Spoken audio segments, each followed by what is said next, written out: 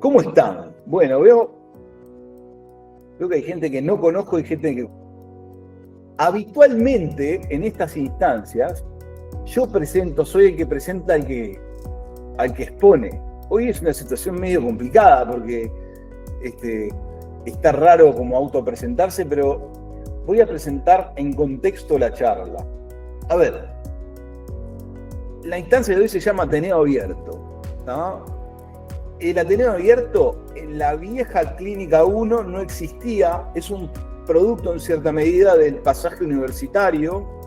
El Centro Universitario 1 tiene 33 años de historia este año, siempre fue una clínica interdisciplinaria de asistencia en salud mental, sobre todo de niños, adolescentes y familias, que daba cursos de psicoterapia, psicoanálisis, psicopedagogía a la noche, y de hace cerca de 10 años nos transformamos en una institución universitaria y decidimos que nuestros encuentros a esta hora y en este día, viernes a las 2 de la tarde, que tienen 33 años, nunca pararon, tuvieran instancias en las cuales nos juntábamos, abríamos las puertas de la institución para hablar sobre algún tema que fuera de interés para todos y poder discutir sobre él, ¿no? Eso es lo que estamos haciendo hoy. A eso se le ha sumado algo, que es que estas instancias forman parte ahora también de un programa de extensión universitaria, extiende conocimiento, esa es la idea, brinda conocimiento de forma gratuita, pero además el Centro 1 tiene un programa de asistencia gratuita para personas de bajos recursos y usamos estas instancias para tratar de conseguir fondos para solventar tratamientos de personas de bajos recursos. Ese programa se llama Uno para Todos, lo tienen en la web y les pedimos encarecidamente y expresamente que lo difundan, ¿tá? Si llega gente con decisión en lugares de marcas con dinero, le podemos cambiar la vida un paciente a paciente. Ya el año pasado logramos hacerlo, estamos contentos. Recién empieza, pero esta instancia también forma parte de eso. Tiene como sede el equipo clínico que asiste pacientes en el Centro 1, en cierta medida es como quien discute esto. Y hoy a mí me tocó traer un tema porque es un tema que me preocupa a mí. Voy a tratar de hacer, ya voy a compartir pantalla, veo que sigue cayendo gente, lo cual me pone muy contento. Confírmenme, por favor, si ven que la pantalla... Ahí va.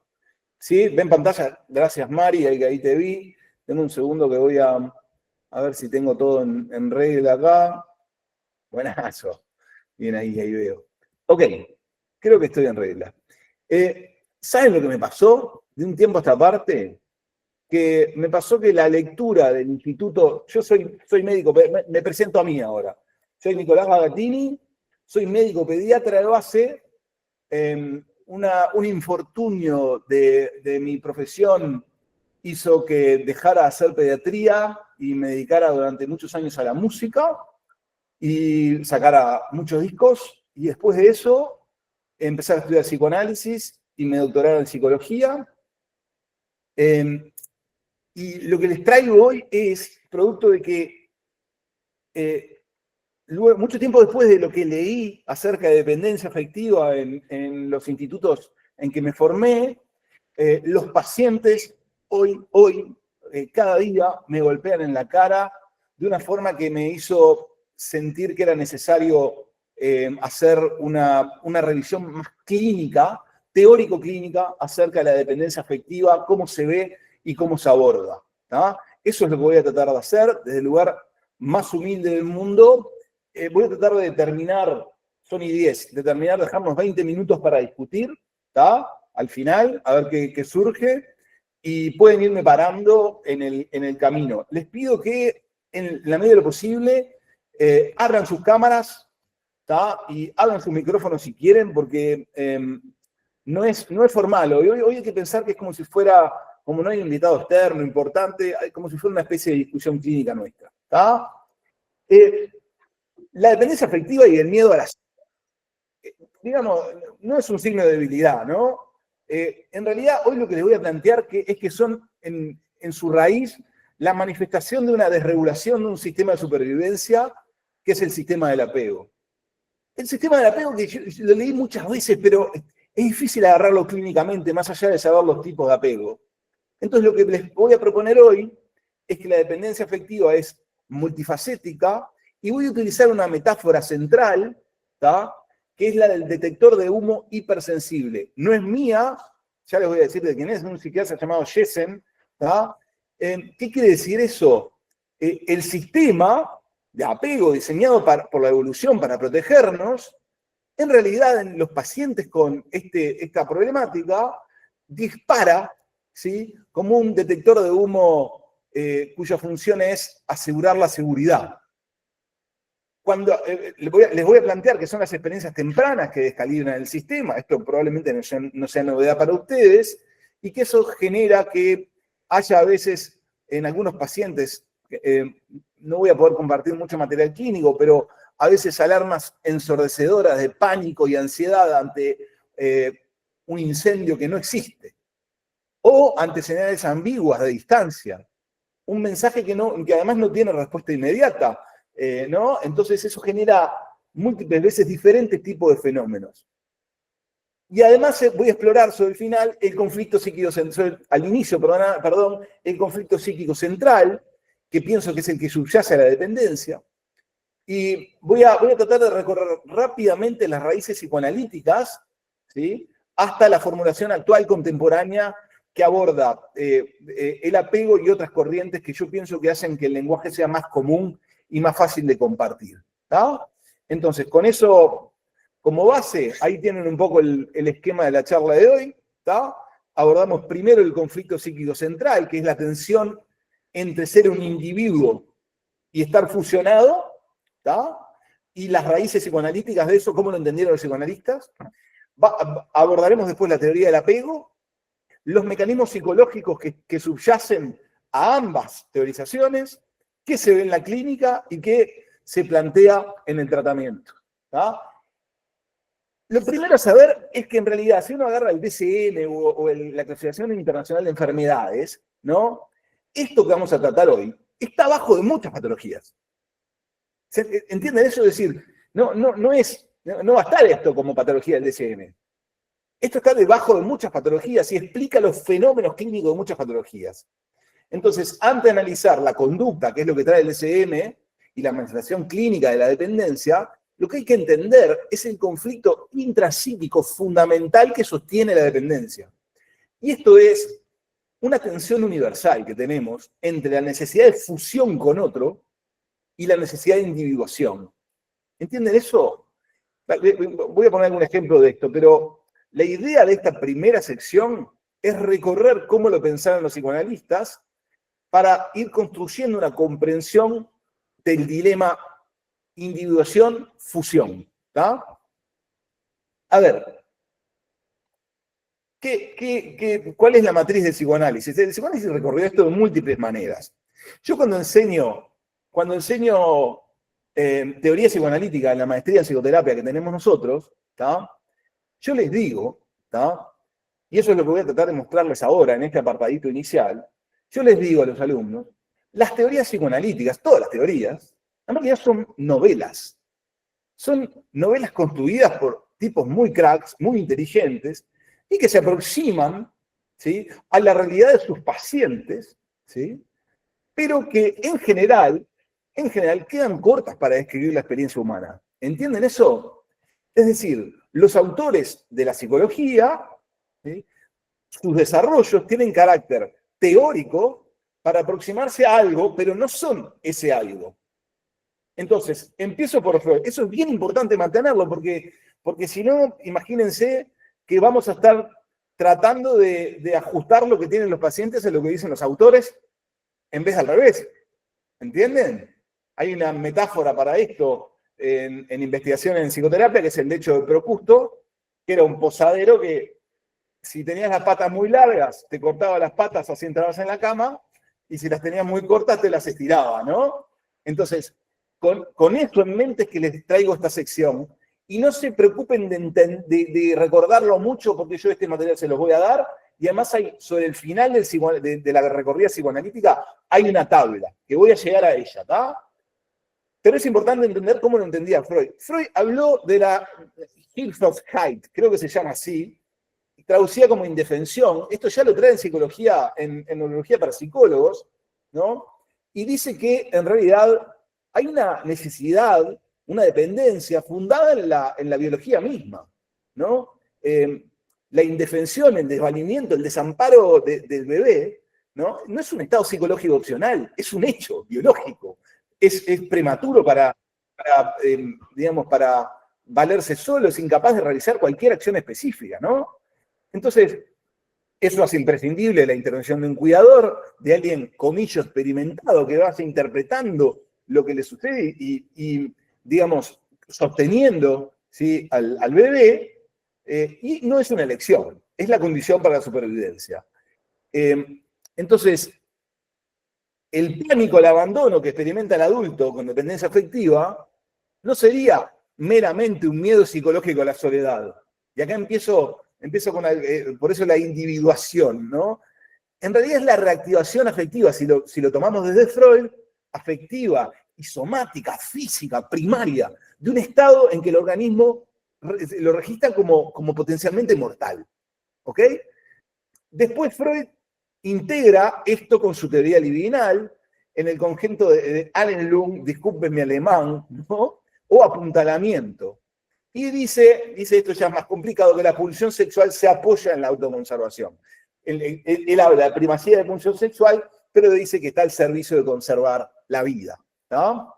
Entonces, esto explicaría por qué todos elegimos a nuestra madre, a nuestro otro como nutricio, como protector.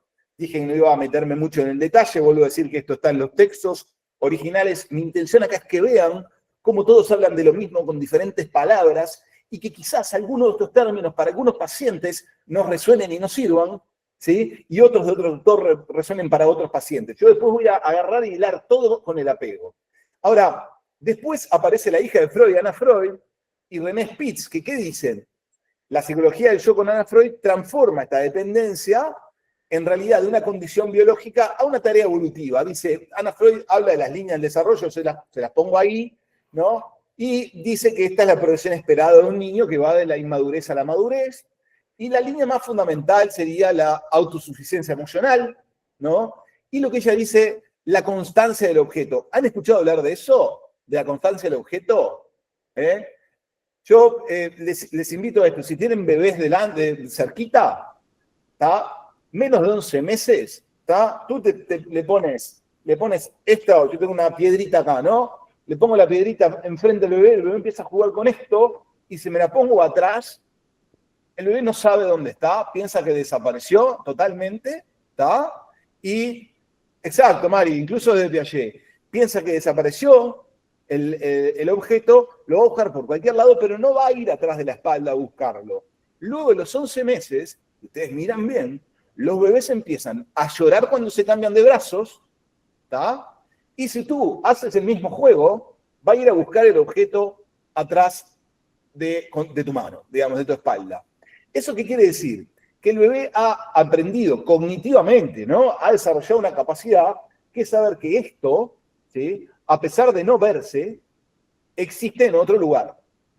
Entonces, esta capacidad está tocada en aquellos que tienen dependencia emocional o afectiva.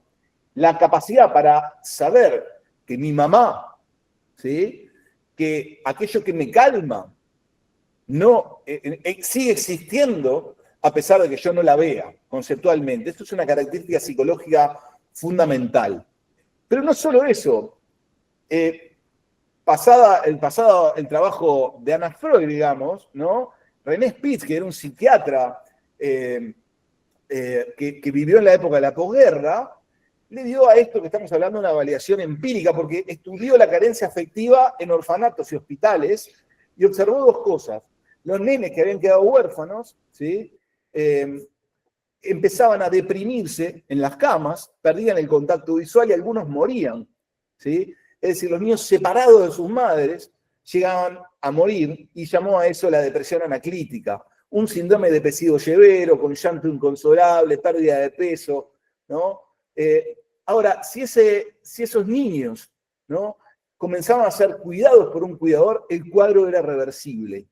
Entonces, esto le brinda un aspecto empírico, prueba empírica, a la necesidad absoluta del objeto externo para el desarrollo saludable. ¿Entienden eso? Después, la escuela británica, se me cayó la piedrita. Después, la escuela británica, entre ellos Ferben y Winnicott, ¿no?, dicen otras cosas acerca de la dependencia.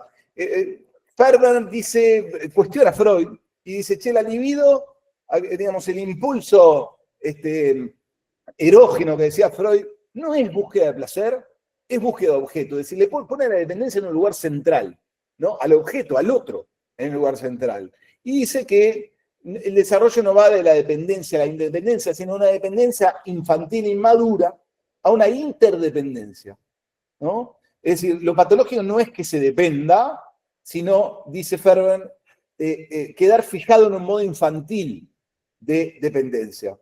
Y Winnicott dice que pasamos de la dependencia absoluta, ¿no? La única manera de ser independientes, relativamente independientes, dice Winnicott, ¿no?, es pasar de una dependencia absoluta en un lugar que alguien nos sostenga y nos manipule correctamente, ¿tá?, para poder seguir adelante separado del otro. ¿Entienden eso? Eso tiene implicancias fundamentales para la psicoterapia, ¿ok? En estos pacientes, como van a ver al final en el apartado terapéutico, muchas veces, ¿no?, lo que hacemos es sostenerlos y manejarlos para que puedan empezar a caminar hacia la autonomía. ¿Tá? Esto es lo que decía de Winnicott, ¿tá?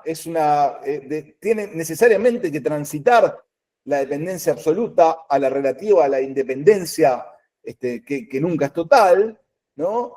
Y después, fíjense, todas las escrituras y los desarrollos teóricos extensos, porque no es que lo dijeron en un artículo, trabajaron fuertemente cada uno de estos autores en esto, si será un tema clínico de preocupación, ¿no? Y sobre la segunda mitad del siglo XX empieza la psicología del self, y Kohut, un psicoanalista que a mí me encanta, dice, va de una dependencia inmadura a una madura, en esto comparte con el anterior, pero en realidad la dependencia madura sigue teniendo necesidad del otro, y los otros cumplen funciones internas, intrapsíquicas, cuando son internalizados como objetos de nuestro ser. Es complicada esta, pero voy a tratar. ¿Tá? Es decir, si yo me quedo a tu lado y te sostengo y te paso el mate, ¿ok? Tú, que tienes terror de quedarte solo, un día vas a tener a Nico con el mate acá adentro, dándotelo, y vas a poder estar solo, porque vas a poder referirte a esa imagen. A eso le llama objetos del self. Dice, seguimos necesitando, simplemente internalizamos el apoyo. ¿Entienden eso? Entonces, eso es como una especie de nutriente psicológico que habilita lo que él llama, lo que Kohut llama la dependencia saludable o madura, y dice, desde esta óptica, fíjense, porque esto es clínico, yo lo veo, ¿tá? Desde esta óptica, el pánico del paciente, tienen pánico, a la separación, pánico.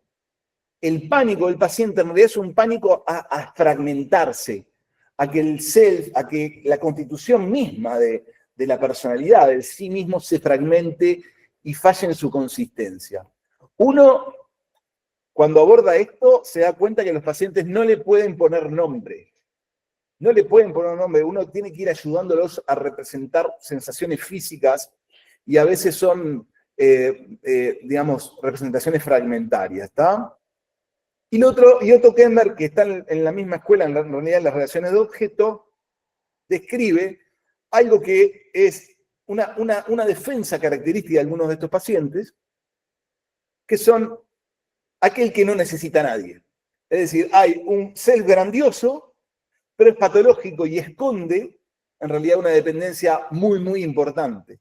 ¿Entienden eso? Es decir, parece ser, para esa persona, admitir la dependencia es admitir la necesidad de un objeto al que potencialmente odia o teme, ¿no? Y tienen como estrategia lo que él llama la pseudo-autonomía. Cuando yo estudiaba psicoanálisis,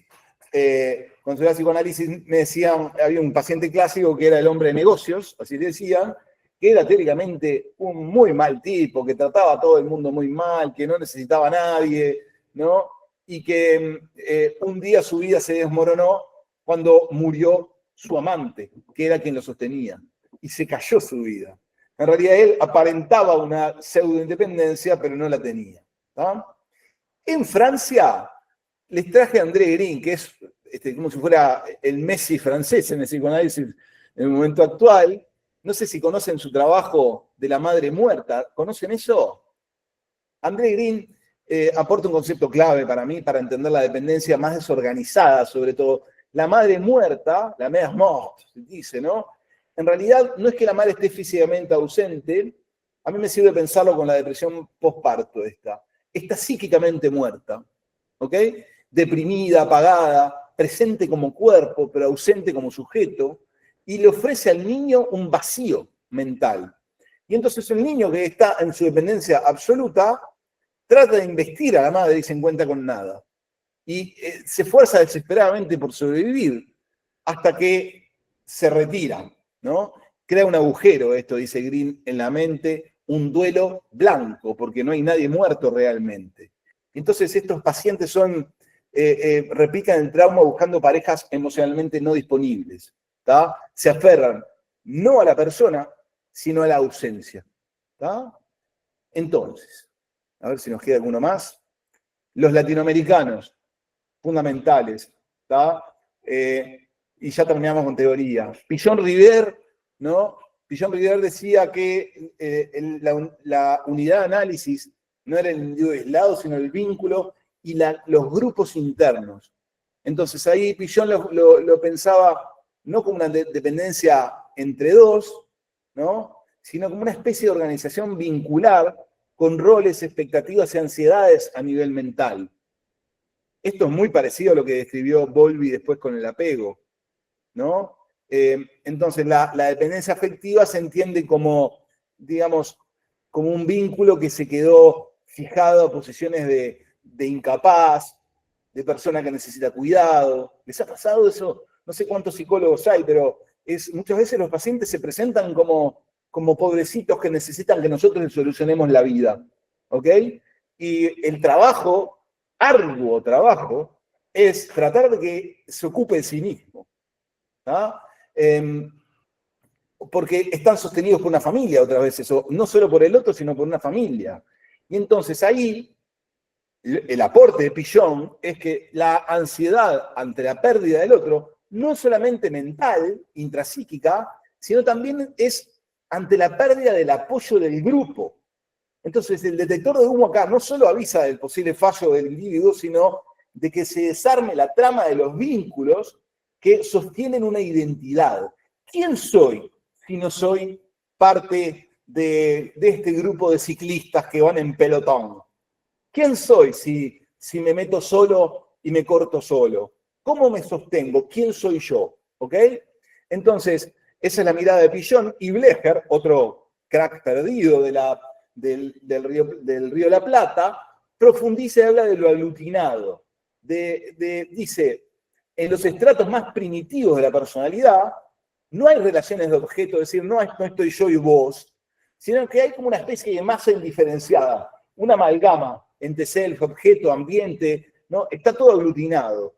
Y dice, por lo tanto, que la dependencia no es depender de alguien, sino ser con otro a la vez, en una masa fusional, indiferenciada. Entonces, de esta mirada, ¿no? Las dependencias afectivas se entienden como intentos desesperados de mantener aglutinado aquello que amenaza con diferenciarse y de evitar la aparición de fronteras entre nosotros y los demás. ¿Ok? Una vez, un paciente de hace muchos, muchos años, al que publiqué y me permite hablar de su material, me trajo un sueño en el cual tenía, miren esto, un brazo que le salía del pecho, un brazo, ¿sí? Estábamos trabajando en su capacidad para separarse, y ese brazo en el sueño se le cortaba y tenía un pánico terrible, casi como si perdiera una parte de su cuerpo que era otro, siendo un poco a lo de Blecher, ¿no? Entonces esto permite pensar a los pacientes fuertemente dependientes, no solo como necesitados del otro, sino como anclados en niveles de organización psicótica, ¿entienden? Previas al desarrollo del objeto, del otro, el vínculo de pareja, la relación terapéutica, entonces ahí empieza a ser todo como indiferenciado. Hay familias enteras que funcionan así. Y la ruptura de eso, ¿no? Es una catástrofe de algo, es como romper la masa, no sé si se entiende, ¿no? En niños pequeños muchas veces el trabajo es ir discriminando masas precisamente, ¿no? Entonces, esto es lo que yo les decía, esta tabla no es para que la recuerden, vamos a tener unos segundos nada más. Yo les puse acá el mapeo psicoanalítico de la dependencia afectiva, la historia del autor, el concepto clave que trae, esto es lo que les acabo de decir, la visión que tiene de la dependencia y su vínculo con la patología adulta. ¿Tá? Ahí recorre lo que acabamos de decir. Fíjense, Blecher, lo aglutinado, necesidad de sostener indiferenciación, catástrofes ante separación. Repito lo que le digo a mis estudiantes de maestría. Son novelas. Esto no es la vida humana misma. Por lo tanto, pero entonces me podrían decir, pero Bagatini, ¿por qué lo trae? ¿No? Y lo traigo porque son muy útiles las novelas para poder a veces pensar a nuestros pacientes, y hay veces que alguna nos sirve y otras no. Y a veces que hay algunos pacientes que nos despiertan lo que pensó Kohut y otros lo que pensó Pichon Rivière. ¿Me siguen con esa? Espero que sí. Entonces, ahora, un poquito más para acá en el tiempo, yo soy pediatra, empiezan los psicólogos del desarrollo, que tienen un lenguaje, nosotros le llamamos a estos desarrollos teóricos la metapsicología, ¿no? Es decir, es abstracto, complejo, profundo, no se ve con los ojos, ¿no? Hace difícil que los dos veamos, dos psicólogos lo mismo, ¿no? Ahora los psicólogos del desarrollo, sin ser psiquiatras o cognitivistas puros, están más en lo observable. Entonces, ¿qué dice Mahler? Mahler dice que el conflicto adulto entre dependencia e individuación se hunden en las primeras etapas del desarrollo, ¿no? Está explicado ahí. Y dice que hay un proceso gradual de separación e individuación, que va desde la fusión simbiótica hacia la identidad separada. Yo siempre le digo esto a algunos padres o algún paciente, ¿no? Esto nosotros lo podemos ver en los cumpleaños, cuando, no sé si han organizado algún cumpleaños, si fueron padres o organizadores de un cumpleaños, cuando los niños llegan, hay diferentes tipos de apego visible. Algunos se quedan abrazados de la pierna de la madre y cuesta despegarlos, lloran, ¿no? Si uno los despega. Otros se van corriendo al pelotero y vuelven sudados cuando termina el cumpleaños, ¿no? Y otros van, investigan un poquito cortito, vuelven a la madre, van ganando confianza hasta que lo logran, ¿no? En cierta medida, a mí esa me parece, esos diferentes modos, ¿sí? Me parece una hermosa metáfora de qué es lo que va haciendo el infante, qué es lo que va haciendo el ser humano para ir ganando independencia progresivamente. Y Mahler dice que hay un momento crítico en esta fase, que es la crisis del acercamiento, reapproachment, ¿no? Dice que ocurre entre los 16 y los 25 meses, cerca de los 2 años, y dice, el niño que ya camina, explora con euforia, toma conciencia de que está separado físicamente de la madre, y con ello toma conciencia de su vulnerabilidad. Y eso genera una crisis, y oscila entre independencia y necesidad imperiosa de volver a la madre para reabastecerse emocionalmente, ¿no? Quienes tengan hijos chicos sabrán que esto es una gran verdad, ¿no? sobre todo si se caen y se pegan con algo, ¿no? Vuelven a buscar la calma del apego seguro. ¿Tá? Entonces, lo que dice Mal es que la resolución exitosa de esta crisis depende de la disponibilidad emocional de la mamá, su capacidad para acoger la necesidad de cercanía del niño sin castigar la independencia y para disfrutar la autonomía sin vivirla como un rechazo. Nosotros en la clínica está lleno de madres que evitan la independencia de sus hijos, ¿no? Que les cuesta a ellas separarse. Una respuesta materna inadecuada, intrusiva, rechazante, impaciente, puede fijar el conflicto. ¿Entienden eso? Puede fijarlo. Puede ser, por ejemplo, que la madre maneje mal y se esconda. Me pasaba años atrás con un trastorno del apego muy, muy grave que vi que la madre, trabajamos durante meses para que la madre pudiera separarse del niño y salir del consultorio, ¿no? Y Alejandra querida, Alejandra Almeida, estamos escuchándote, haciendo algo, si podés, silenciate, a ver si no licenciamos nosotros, ahí va. Y una vez que logramos que la madre saliera del consultorio, logramos que la mamá saliera, un día pudimos cerrar la puerta, porque primero con puerta abierta, y cuando abrí la puerta la primera vez, no estaba. Entonces la dificultad para ese niño de poder confiar y por lo tanto de tener seguridad, ¿no? Y de ser independiente era extrema. Entonces el niño puede aprender que individuarse es igual a soledad, que no es lo mismo. Pero yo me encuentro muchos adultos creyendo que la independencia es igual a soledad. Es decir, ser un individuo, ¿no?, conduce a la pérdida. Y también existe el otro polo, que es que la cercanía, mucha cercanía, conduce a la asfixia. Por lo tanto, pueden reaccionar tratando de evitar todo contacto. Entonces, el conflicto del cual les estoy hablando, el conflicto de individuación versus dependencia, puede entenderse como la manifestación clínica en la vida adulta de un fracaso en la resolución de una tarea evolutiva fundamental, en donde la persona queda atrapada, reviviendo continuamente el dilema no resuelto de la infancia. El dilema sería algo así como, ¿cómo puedo estar conectado a vos y no perderme a mí? ¿Y cómo puedo ser yo mismo sin perderte a vos? No sé si se entiende. ¿No? Bien. Ahí va. Bien ahí. Gracias, Olga. Me das ánimo de que algo se está entendiendo. Entonces, esto que yo les estoy diciendo, ¿tá? A ver si estoy bien. A ver. Tiki. Ahí va. Para que me perdí un poquito con las diapos. Ahí va. Esto que les estoy diciendo está integrada toda esta teoría, todos los autores, en un manual para hacer diagnóstico de estos problemas, y el manual de la individuación, el conflicto de la individuación versus la dependencia que les acabo de hablar, todo ese recorrido, es uno de los conflictos más importantes de este manual, que complementa al diagnóstico del DSM. Imagínense que viene un señor de 40 años que tuvo una crisis de pánico cuando tuvo que viajar y separarse de su familia, ¿tá? Y que el diagnóstico del DSM, ¿tá?, va a ser trastorno de pánico. Eso es lo que le va a decir el psiquiatra. Y es más, le va a dar medicación seguramente, correctamente dada.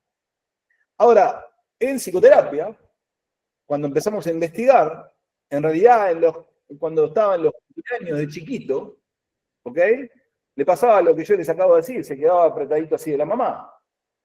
Nunca se pudo quedar en la casa de los amigos. ¿Ok?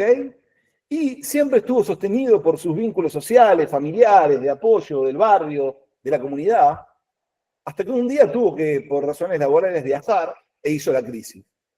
Entonces, la crisis de pánico, la ansiedad, ¿sí?, que los marca brutalmente cuando la experimentan, porque es pánico, es aterrorizante, es de muerte, ¿no?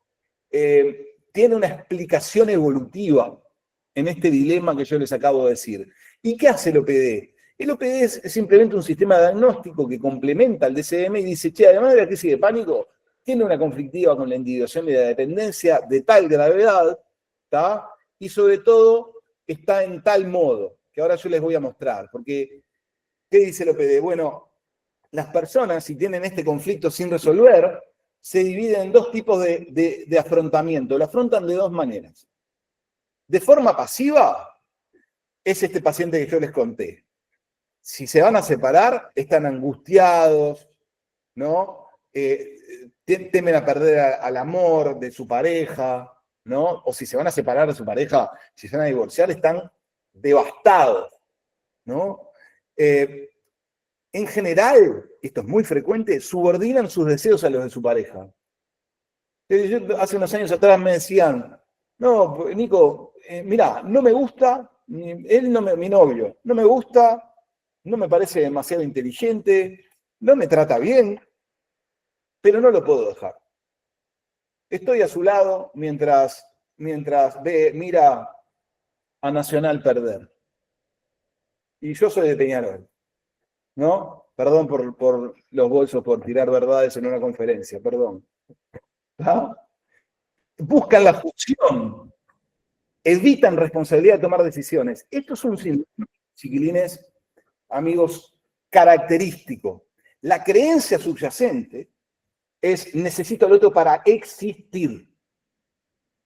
Para existir. Luego un tiempo largo, este paciente pudo dejar a su novia y a la semana de estar solo, al salir, se enganchó con otra y estuvo atrapado nuevamente durante mucho tiempo.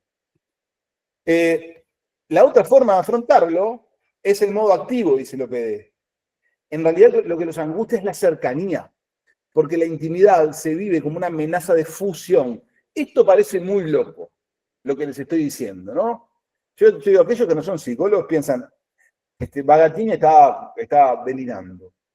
Pero ¿saben ustedes que el cerebro tiene un sitio para tener la autorrepresentación y un sitio para tener la representación de los demás?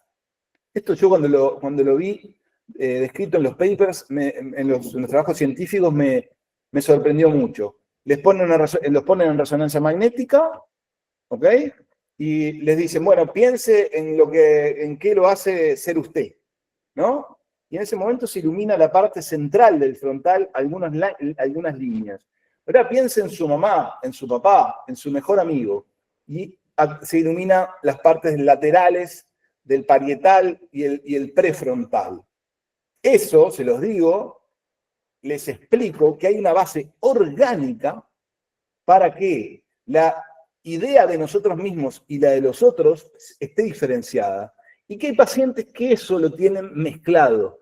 Eso es lo que les hablo cuando les digo fusión. Se ve de esta forma, che, contame, fulana, contame qué te hace ser quien sos, ¿no? Y la respuesta puede ser o el silencio, o que digan, mi mamá me dice que soy de tal manera.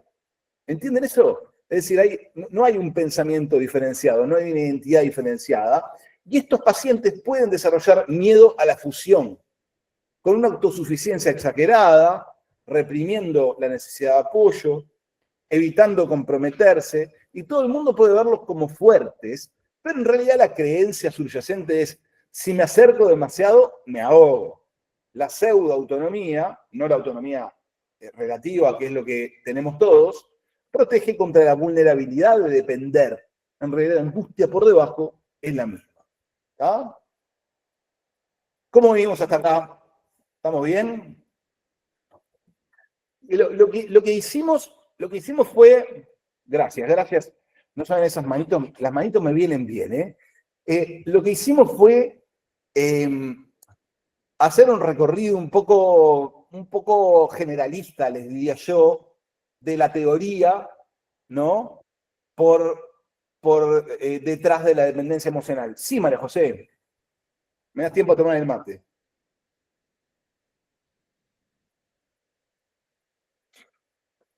¿No se te escucha?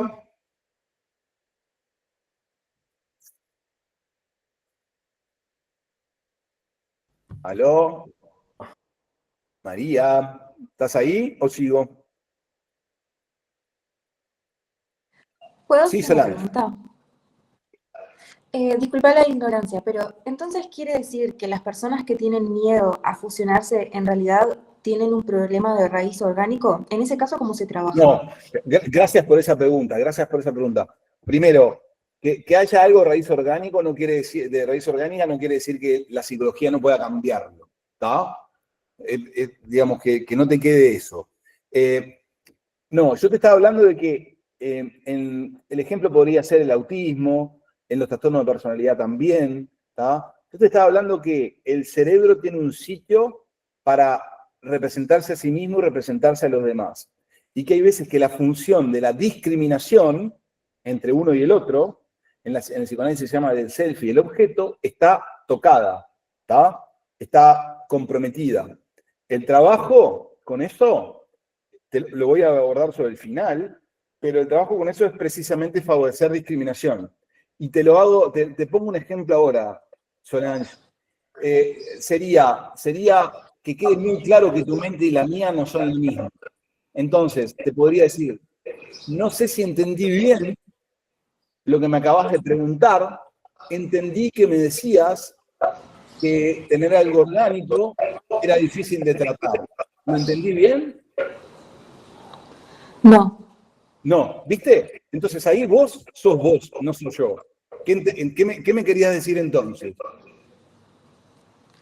Yo lo que te preguntaba era si había, no voy a decir un defecto, pero un problema cerebral que generaba que las representaciones estuvieran mezcladas. Pero ahora entendí que se trata de una función y no de la Claro, función de discriminación, claro. claro, porque vos tenés que pensar que en realidad orgánico no necesariamente quiere decir anatómico. Claro, ni biológico, sí. ¿Ves? Sí, Es sí. como lo que pasa con el lenguaje, ¿viste? Que en la dislexia vos lo mirás y el cerebro, si no le haces un examen funcional, no le ves nada. Claro, sí, sí. ¿Entendés? Buenísimo. Gracias por la explicación. Gracias a ti por la pregunta. Entonces, ahora, lo que hice fue hacer una síntesis de las novelas acerca de esto. ¿Tá? Seguramente hayan más. Sí, Mari, adelante, adelante.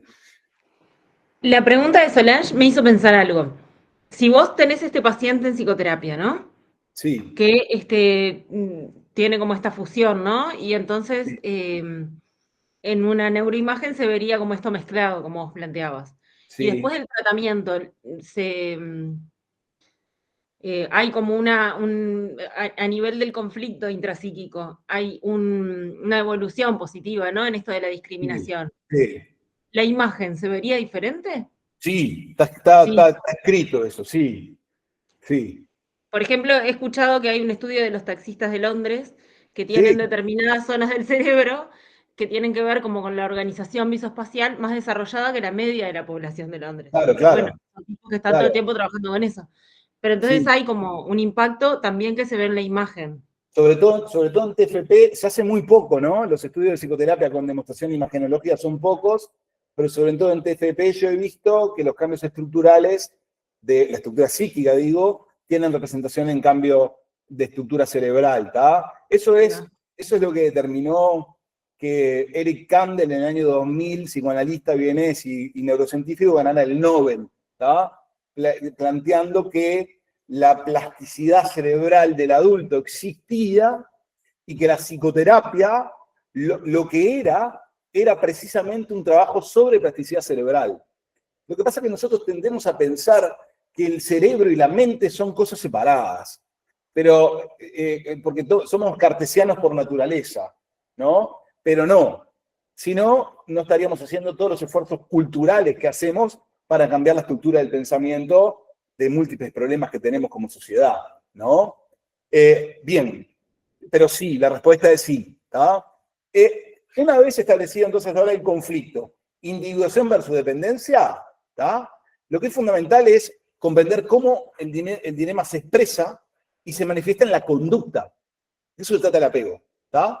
En las relaciones adultas. La teoría del apego da el marco operativo que explica cómo nuestras primeras relaciones, perdónenme la licencia poética, instalan un software ¿tá? Que programa expectativas, emociones y comportamientos vinculares en los adultos. Esta sección presenta, lo que les voy a presentar, presenta el apego como la expresión observable y sistematizada del conflicto que describí en la sección anterior, ¿tá? Entonces, ¿saben quién es Bowlby? Bowlby era un psiquiatra británico que revolucionó la psicología y postuló que la necesidad de apego es un impulso biológico primario, lo podrían atar a lo de Freud, ¿no? Tan fundamental como la nutrición. Y ahí agarran a Spitz, ¿no? Se basó en la etología, es decir, en la observación animal, y argumentó que los bebés humanos están programados para buscar proximidad, con una figura de cuidado ante la amenaza, y que se activa un sistema de apego, un sistema cerebral. Eso hoy está categorizado hasta qué neurotransmisor existe, lo media, ¿entienden? Que ya les digo que es igual de potente que la heroína, ¿está? Es, digamos, mediado por oxitocina, igual de potente que la heroína, es un opiáceo endógeno el abrazo materno, ¿no? El cuidado de mamá. Entonces, pero el sistema tiene esta pregunta. ¿Está mi figura de apego cerca? ¿Está accesible? ¿Está atenta? Si es afirmativo, seguridad y exploración, describe Bowlby. Respuesta negativa, si no está cerca, ni accesible, ni atenta, ansiedad, conducta de protesta, llorar, aferrarse, para restablecer el contacto. Y después vino Mary Ainsworth, ¿tá? Que era colaboradora de Bowlby, pero se hizo tan famosa como él, porque le dio la validación en experimento a través de un procedimiento de laboratorio que se llamaba la situación extraña. ¿Qué hizo ahí? A través de un vídeo, observó las reacciones de los niños ante la separación y el reencuentro con el cuidador. Y Mary identificó 3 patrones principales de apego: el seguro, yo esto me lo acuerdo con los cumpleaños, el seguro, el inseguro evitativo y el inseguro ambivalente. Cuando volvía a entrar, en el seguro, la madre salía, el chiquín seguía jugando, volvía a entrar, y el chiquirín la miraba de lejos y seguía jugando. En el evitativo, cuando se iba, la iba a buscar a la puerta, y cuando volvía, la evitaba. Y en el ambivalente, cuando volvía, estaba entre besarla, llorar, buscar abrigo y pegarle. ¿Está? Crucialmente, demostró que los patrones, además, no son patrones innatos del niño, sino que son adaptaciones lógicas a la consistencia o inconsistencia, a la sensibilidad o insensibilidad de la respuesta del cuidador. Y después, Hassan y Shaver, en el 80, proponen que el amor romántico adulto es en gran medida un proceso de apego. Ya lo sabíamos todos, pero ellos lo escriben, me parece, ¿no? Observaron que las dinámicas entre parejas adultas, la búsqueda de proximidad, el uso del otro como base segura, la angustia ante la separación, son un reflejo directo de las observadas entre infante y cuidador. Y entonces se empezaron a aplicar entrevistas de apego a los adultos y empezamos a ver que los adultos también tenían problemas subyacentes de apego. Entonces, ¿qué proponen estos autores? Dicen, ¿qué es el software? ¿De qué manera se configura?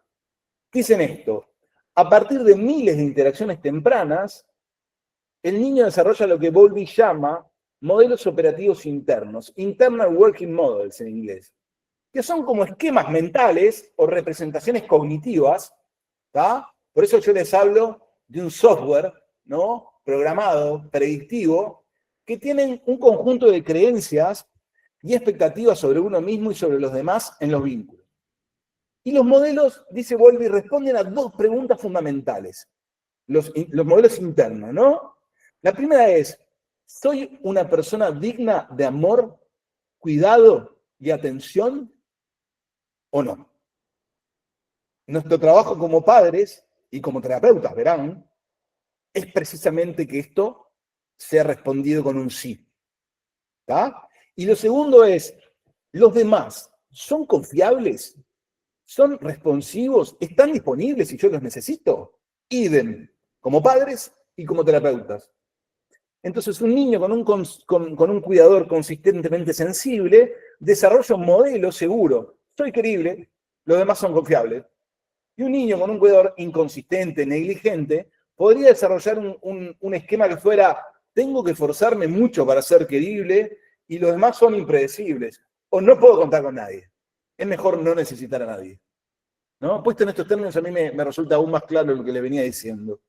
Y estos modelos, aunque son maleables, es decir, la vida los va cambiando, la investigación demuestra que tienden a perpetuarse en la vida adulta y que actúan como un filtro. Yo les digo a los pacientes, tenés puestos los lentes, otra vez los lentes de esto, ¿no? Que te hacen ver esta situación de esta forma, no poder hacer de esta otra. Con un filtro a través del cual se interpretan las nuevas relaciones, llevando a las personas a recrear, ¿no?, la fantasía autocumplida, ¿no?, a confirmar inconscientemente sus expectativas relacionales, que en realidad eran expectativas tempranas. Entonces acá es donde entra el concepto del detector de humo. ¿Y por qué traigo el detector de humo? Porque es lo que nosotros vemos como motivo de consulta y que es lo que nosotros tenemos que calibrar para darles el alta. Cuesta darles el alta. Algunos no se van esto, ¿no? Razonablemente, ¿entienden? Algunos ni vienen, pero los que están con el modo pasivo no se van, ¿no? Y entonces el trabajo es difícil, extremadamente difícil muchas veces. ¿Por qué el detector de humo? Porque si estoy configurado por un modelo inconsistente o poco confiable, cuando la estrategia para regular mis emociones, ¿no?, que es buscar consuelo en una figura de apego segura, no es viable o es ineficaz, van a haber estrategias secundarias. Y entonces, Shaver y Mikkelsen fueron pioneros en describir dos grandes familias de estas categorías que corresponden a las manifestaciones del apego inseguro. ¿Está? Fíjense. A ver si lo logro. Sí. La primera, estoy haciendo una síntesis, ¿no? Es más denso, si ustedes se ponen el apego, pero mi función hoy es tratar esta dimensión tan frecuente en la clínica para que todos nosotros tengamos un lenguaje común, teórico, empírico y una estrategia clínica. Esa es mi función hoy con ustedes, ¿entienden? No es hacer una tesis de novedad. No estoy descubriendo nada hoy, ¿está? La estrategia de hiperactivación, súper descrita en la teoría del apego. ¿Qué dice? Este es el intento desesperado, ¿tá?, por mantener la atención y la conexión con una figura de apego percibida como poco fiable o distante. ¿Ok? Es decir, yo creo que mi mujer sale con otro y constantemente la estoy mirando el celular. No tengo en realidad elemento ninguno para quererlo. Y al mismo tiempo pienso que el jefe me quiere despedir. ¿Entienden? Constantemente mis lentes están observando de esa forma. ¿Y eso qué genera? ¿Cómo se manifiesta? Con una angustia brutal que da una hipervigilancia, hay un escrutinio constante de la pareja o del jefe, en este caso, en busca de señales de desinterés o de abandono, rumiación de pensamiento obsesivo sobre la amenaza a la relación, protesta y aferramiento, como el niño que se cuelga de la pierna de la mamá, ¿no? Empiezan a demandar, se los quieren sacar de arriba, en general, después, ¿no? Control, una dificultad extrema para tolerar la distancia física o emocional, pero además lo que está demostrado es que acceden fácilmente a recuerdos dolorosos, es decir, vinculan rápidamente cualquier amenaza actual con una herida del pasado y eso amplifica la reacción emocional. En términos de la metáfora de la hiperactivación del detector de humo, la hiperactivación es la alarma del detector de humo, que está sonando de forma ensordecedora y continua, ¿no? El sistema magnifica cualquier partícula de humo. La incertidumbre es fuego. Y de esa forma garantiza, a través de la hipervigilancia, de la protesta o de la rumiación, que el bombero, aquel que lo va a calmar, la pareja, la mamá ausente del pasado, no puede ignorar que él está ahí. ¿Ok? ¿Se entiende esto, no? Otra estrategia es la de desactivación del sistema. Fíjense cómo se relaciona con muchas cosas. Esto tiene base neuro también. Fíjense cómo se relaciona con muchas teorías que hemos visto, ¿no? Con muchas de las novelas que yo les dije, ¿no? Acá, estos pacientes, en un intento de minimizar la angustia, suprimen la necesidad de apego, mantienen la pseudoautonomía de la que les hablaba, ¿no?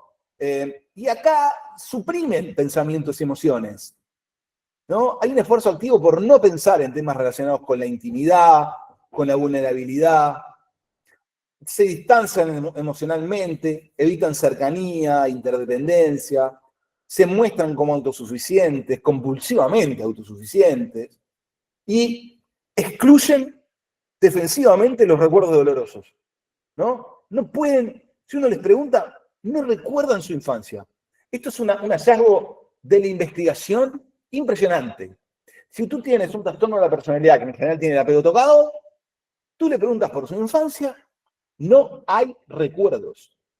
Y no es un paciente. Son todos, o prácticamente todos, un hallazgo de investigación del apego, eso, que determinó algunas teorías metapsicológicas secundarias a esto, ¿no? Y uno podría decir que Bagatini, el trabajo es entonces que reconstruyan su infancia, al inicio no. Al inicio no. Al inicio lo primero es el encuadre, como van a ver, la cercanía, la seguridad experimentada. ¿Tá? Metafóricamente, la desactivación equivale a quitarle las pilas al detector de humo.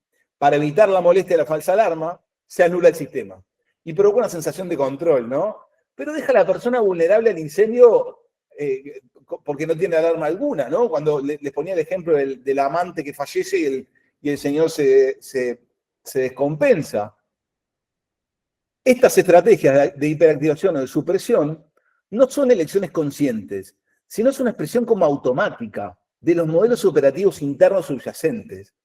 Un modelo que predice el abandono ejecuta el programa de hiperactivación para prevenirlo, y el que predice el rechazo ante la necesidad ejecuta el de la desactivación para evitar la herida. ¿Está? Y la tercera forma es el apego desorganizado. No sé si lo han visto alguna vez, pero es muy difícil. Se ve en la patología border, en el adulto, ¿no? En el border, que es el caos, anárquico, ¿no? Pero en los niños también, en las estructuras de personalidad mal conformadas de los niños, ¿no? También se ve. Surge de la experiencia más paradójica y aterradora para un niño, que es cuando la figura de apego, que debería ser fuente de seguridad, es también la fuente del miedo. Por ejemplo, en abuso, negligencia o trauma no resuelto en el cuidador. Ayer me crucé con un video de Irak en las redes, de un castigo con látigo de un padre a una hija, y después abajo decía que está permitido, es legal, a no ser que la quiebres o le saques un órgano, no me acuerdo qué dice la ley. ¿Tá? Ese tipo de relación, ¿cómo se configura? ¿Cómo se configura un psiquismo así? Y me fui a Irak, ¿no? Pero hay que ir al Pereira, acá, para entender que hay un gran porcentaje de chiquilines que están sufriendo negligencia y maltrato. Un gran porcentaje. Lo digo esto con conocimiento de causa, por haber trabajado ahí, por saber algunos números actuales. En la edad adulta, ¿qué se manifiesta eso? Y es una mezcla caótica e impredecible entre desactivar y hiperactivar. La persona anhela intimidad desesperadamente, pero la cercanía activa un miedo. Y eso conduce a cosas contradictorias. Buscar activamente conexión y luego sabotearla cuando se vuelve demasiado real. ¿Les parece conocido esto? Sí, ¿no? Idealizar, ¿no? Esto es bien del trastorno de la personalidad, ¿no? Border, ¿no? Idealizar y devaluar. Oscilan entre ver a la pareja como un salvador perfecto o al terapeuta, ¿no? O un perseguidor peligroso. Disociar, se desconectan de las emociones, ¿cómo no van a hacerlo? O de la realidad durante momentos de estrés en el vínculo, ¿no? Y en esta metáfora, en realidad, el detector de humo está en cortocircuito. A veces suena sin motivo y a veces apaga en medio de un incendio. A veces se echa chispa generando un entorno de confusión, de miedo, de imprevisibilidad constante. ¿Tá?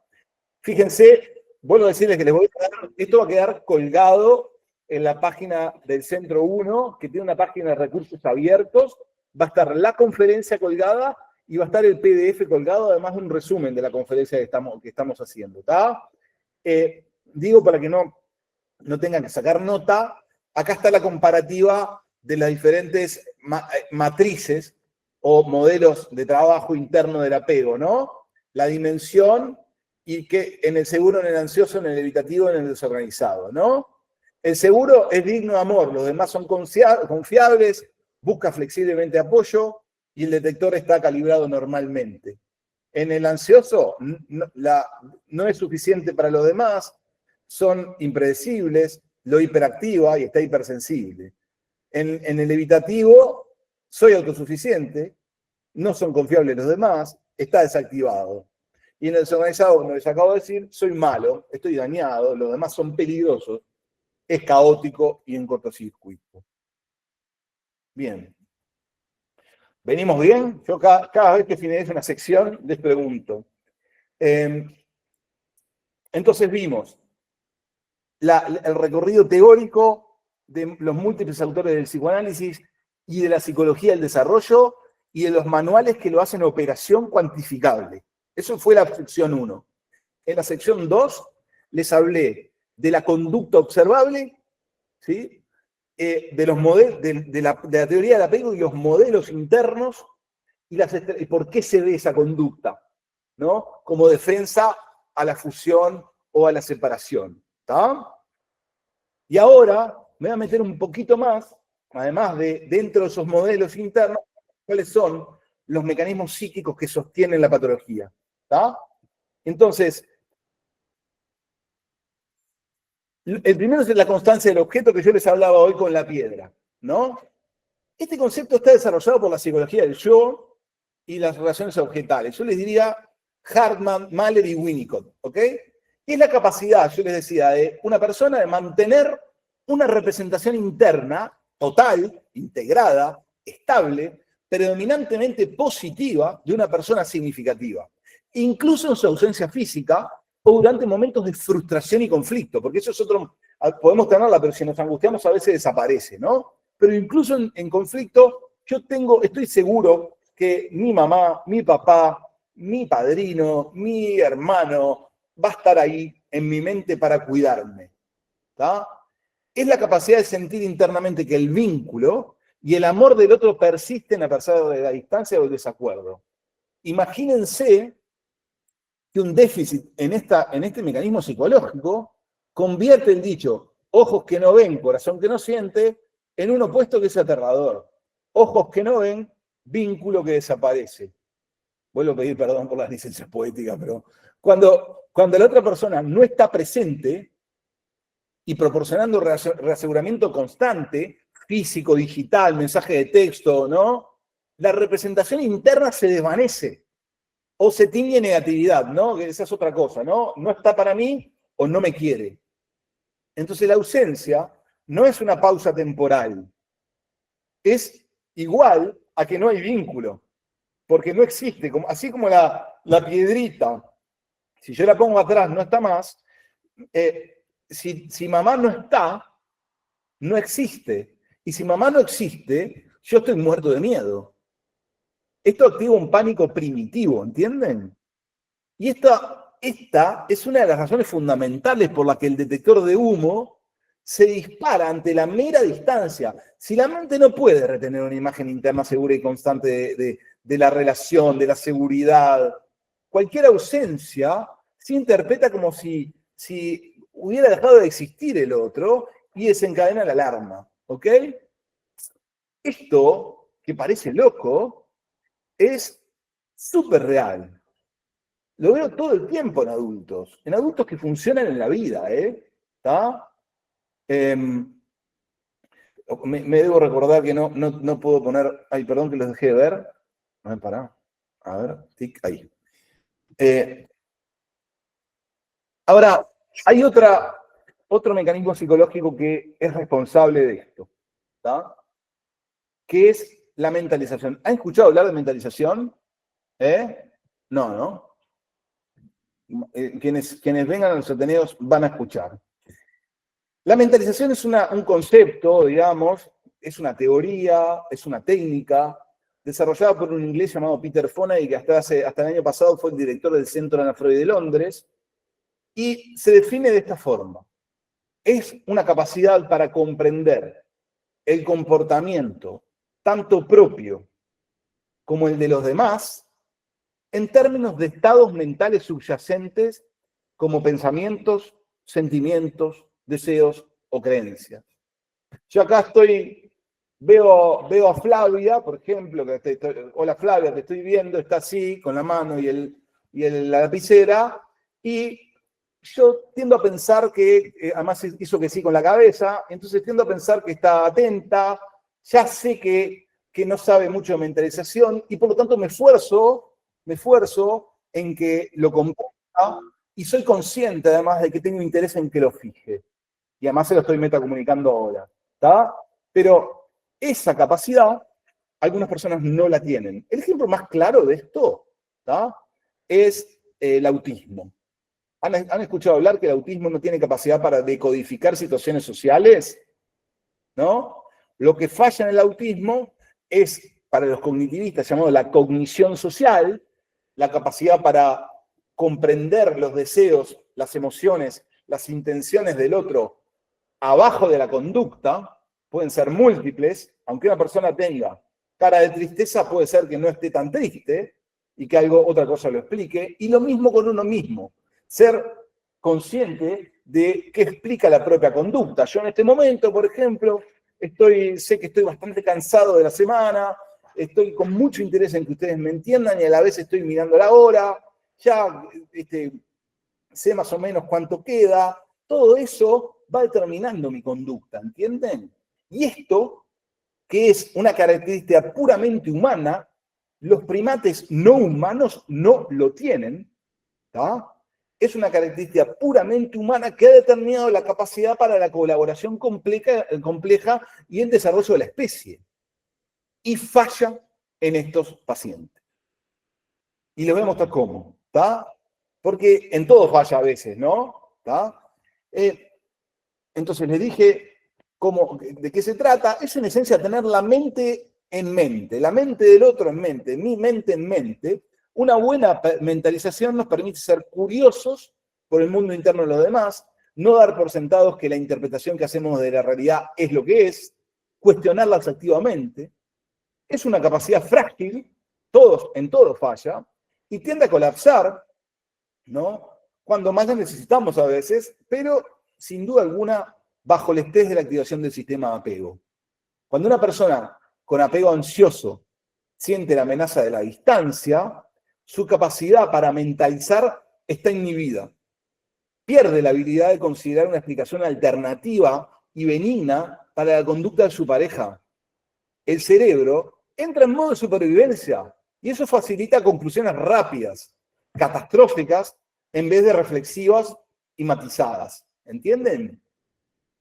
Eso se llama, en mentalización, un modo prementalizador, que es el modo de equivalencia psíquica. ¿Qué quiere decir la equivalencia psíquica?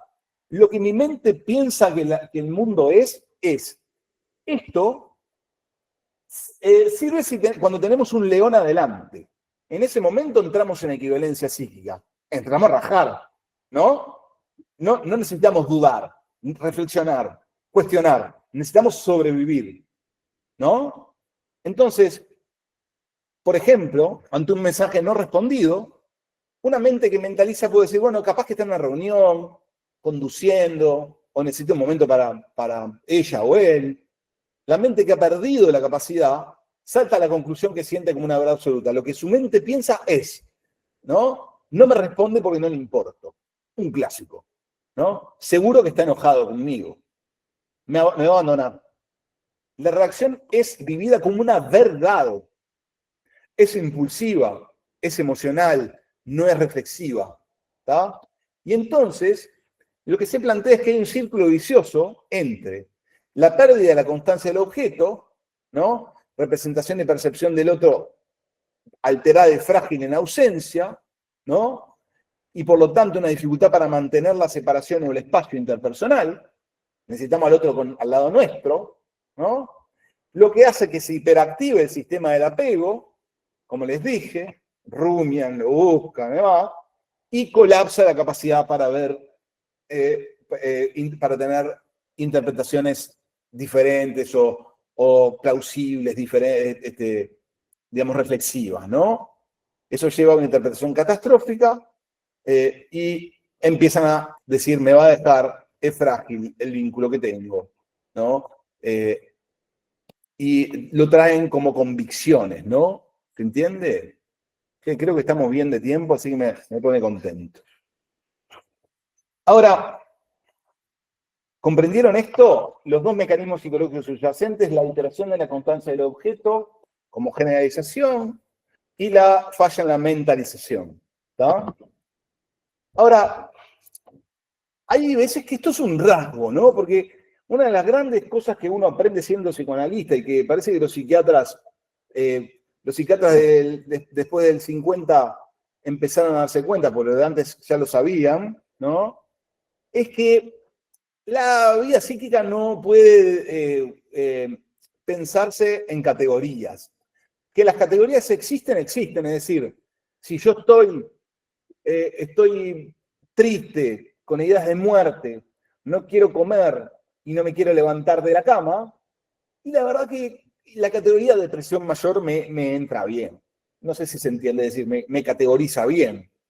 Ahora, también existen otras categorías otras manifestaciones, perdón, de la tristeza, ¿no?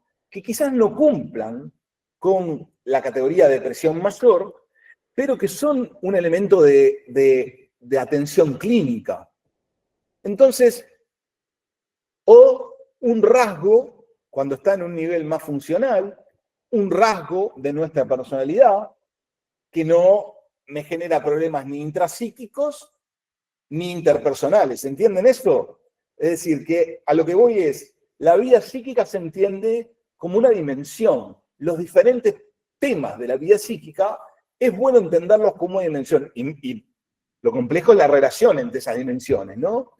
Entonces, los patrones de apego, los conflictos del cual les hablé, individuación, dependencia, y los mecanismos intrapsíquicos, no se quedan en el ámbito teórico, se manifiestan en la forma que una persona piensa, siente, se comporta, de manera consistente se comporta además, porque el que estudia personalidad sabe que hay determinados patrones de emoción, de cognición, de conducta que son persistentes en las personas.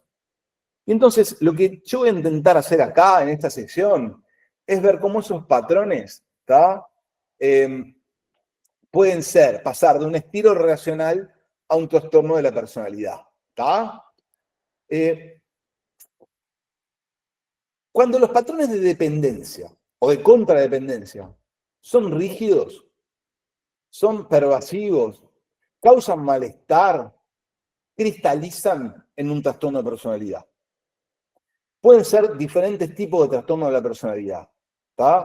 Pero cuando hay un problema del apego, ¿ok?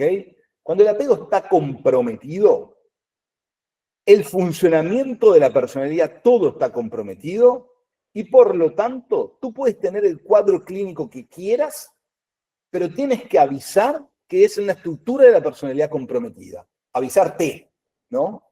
¿Ok? Si el apego está tocado, hay que pensar que en general la regulación de las emociones va a estar tocada con todo lo que les dije, ¿no? Y la identidad y la capacidad para reflexionar también. Todas esas son categorías operativas de lo que la Clasificación Internacional de Enfermedades de la OMS o el DSM ponen hoy en los trastornos de la personalidad o continuo. ¿Ok? Entonces, el trastorno de la personalidad puede ser el border, ¿está? El border clásico tiene un apego desorganizado abajo. Yo les traje los otros dos extremos. El trastorno de personalidad dependiente y el trastorno de personalidad por evitación. ¿Qué quiere decir esto?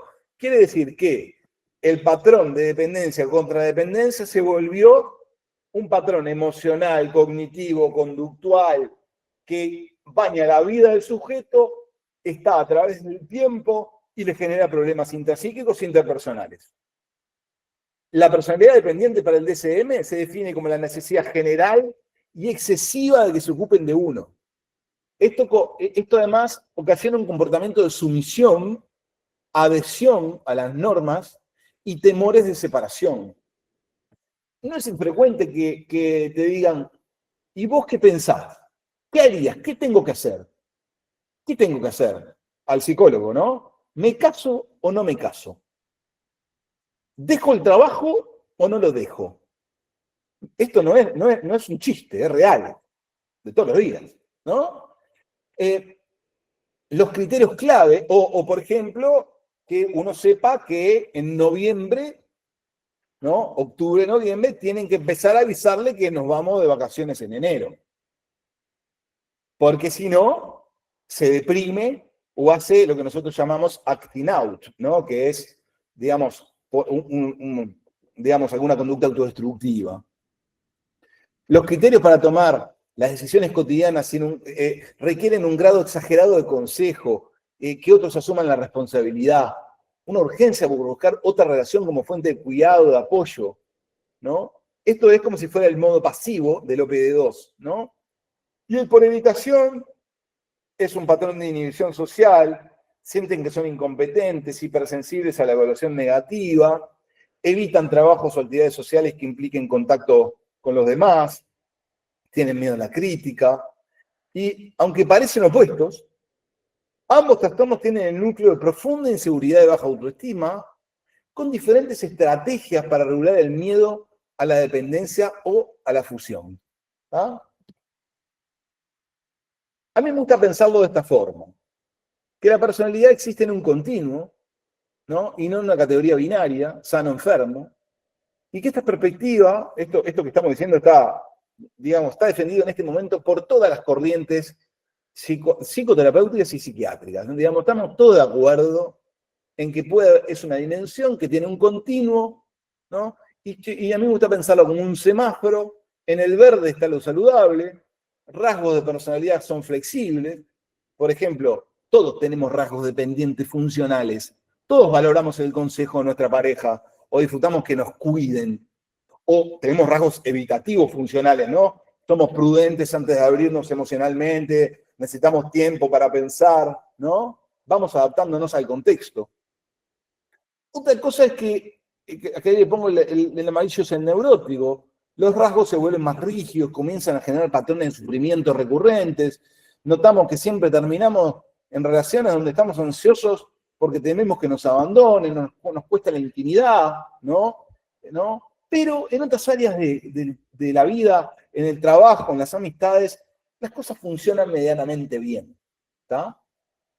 Ahora, hay veces que en el área del trastorno de la personalidad border, digamos, la estructura border, este patrón es inflexible, ¿no? Y se manifiesta en todos lados y de manera desadaptativa. Causa un deterioro funcional significativo, pierden trabajo, se aíslan, ¿no? O se deprimen, ¿no? Entonces, para mí, recordar este semáforo, este modelo permite que las personas se identifiquen con las dificultades en diferentes niveles y empieza a normalizar el sufrimiento vincular, porque van a ver cuando abordemos la parte terapéutica que una de las cosas que hay que hacer es ayudarlos a comprender lo que les pasa. ¿Tá?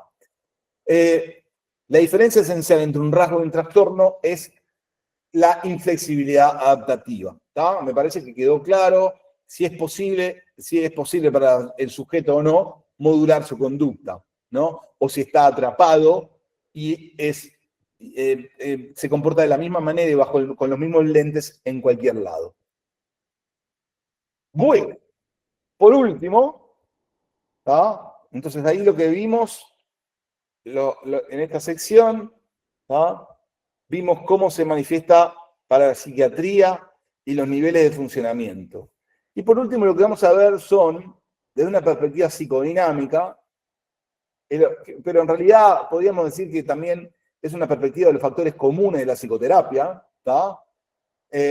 ¿Cómo abordar esto cuando está en el consultorio? Cuando nos damos cuenta que es el conflicto subyacente a los problemas de nuestros pacientes.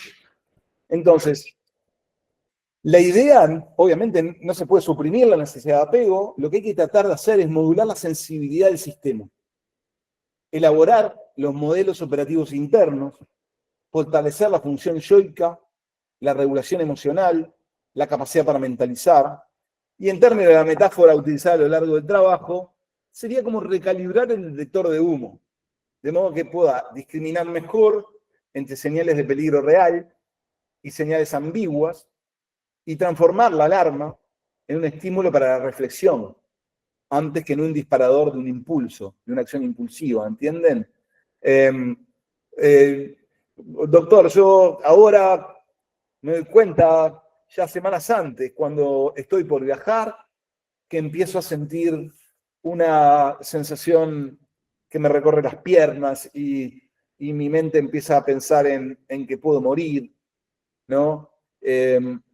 Y se va acercando la fecha del viaje y por suerte ya no llego a esa fecha descontrolado y con pánico.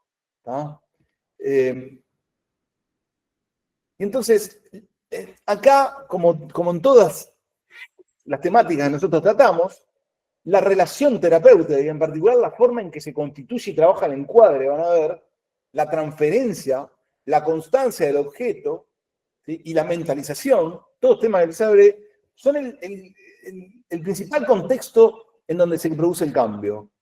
En términos de lo que les he venido diciendo, la acción terapéutica tiene el nivel de la base segura, es decir, crear un marco relacional estable que funcione como una base segura.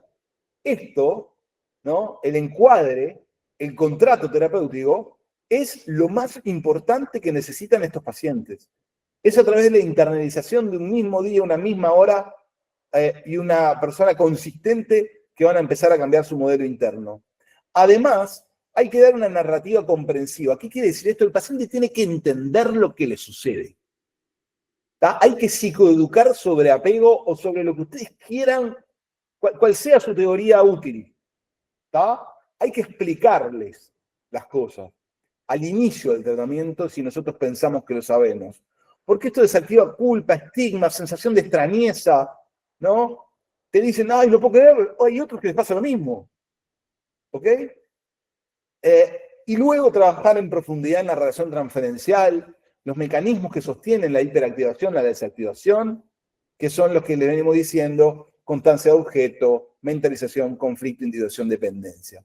Hay dos psicoterapias en el mundo, psicodinámicas, con mucha prueba para tratar estos problemas. Uno es la terapia focalizada en transferencia y la otra la terapia basada en mentalización, que tiene mucha evidencia empírica, de estudios grandes, comparado con otras terapias o con placebo, que demuestran que los pacientes cambian, ¿no? Y vamos para el primero, el encuadre. En pacientes con patrones de dependencia afectiva o contradependencia, el encuadre, lugar, duración de la sesión, frecuencia, honorarios, reglas del contacto, fuera de sesiones, ¿no? Acá, en estos pacientes es re importante. Manejo de las ausencias, manejo de las vacaciones. No es un acto administrativo, es una intervención estructurante central. Un encuadre claro y consistentemente mantenido crea un entorno predecible que cumple una función de contención, diríamos en términos winnicottianos de holding, frente a la desregulación del sistema. Introduce una dimensión como de terceridad. El encuadre es como si fuera una ley que se sitúa ante el paciente y el terapeuta y limita la fantasía de fusión. Garantiza que ni la demanda de disponibilidad ilimitada ni el retraimiento defensivo va a definir la relación. ¿Entienden? No va a pasar que se fusione con nosotros ni que estemos ausentes. Y ofrece la base segura. Estamos disponibles, somos suficientemente estables, pero no de manera ilimitada. Y esto permite que se vaya oscilando entre cercanía con el terapeuta y distancia, y esto puede ir siendo vivido, pensado y elaborado. Es muy frecuente que uno tenga que trabajar con las ausencias de estos pacientes, que a veces faltan, ¿no? Si después de una sesión en la que tienen mucho contenido de cercanía emocional con uno, y que uno dice, qué bien que estuvo, ¿no? Esto le va a permitir cambiar. A la siguiente uno no entiende y faltaron.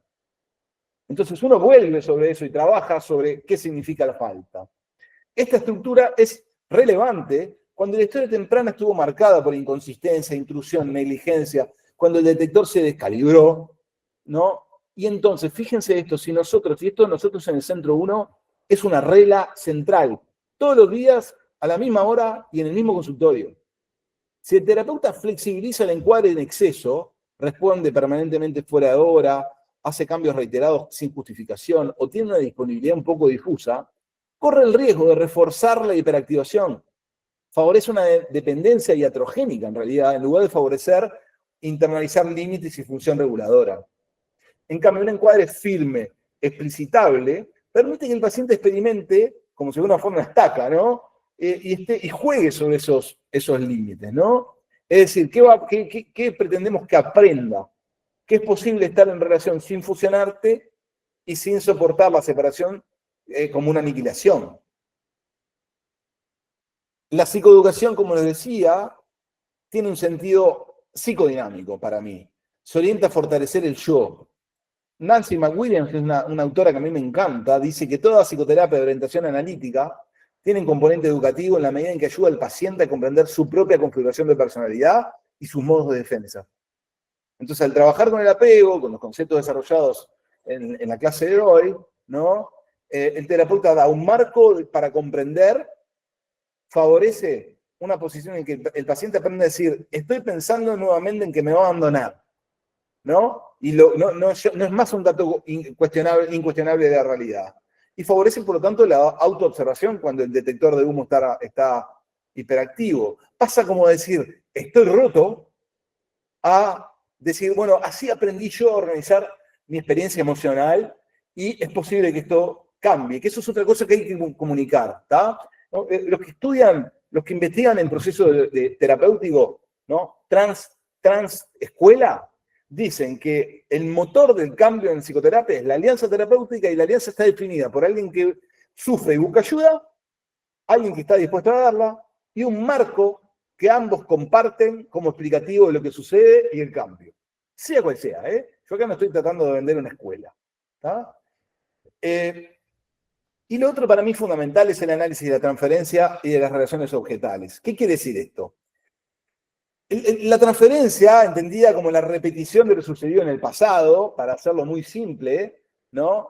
Va a permitir acceder a los modelos de trabajo interno, a las relaciones objetales internalizadas, ¿no? Del sistema de apego. Entonces, suelen manifestarse en configuraciones como días, ¿no? Se te muestran desamparados y vos sos el salvador, eso es muy frecuente, ¿tá? El terapeuta se ve como una figura idealizada, hay que tener mucho cuidado de quedarse en ese lugar, ¿tá? Podría suplir toda la fantasía. Entonces, si vos sos el crack que lo cubre, no se va nunca más, ¿no?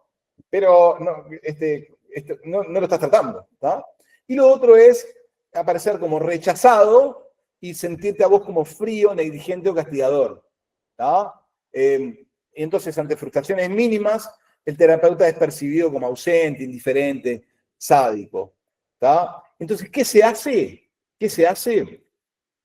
Esto desde la TFP se mostró que identificar la diada, clarificarla y elaborarla sistemáticamente en el trabajo de aquí a ahora favorece la integración de la estructura.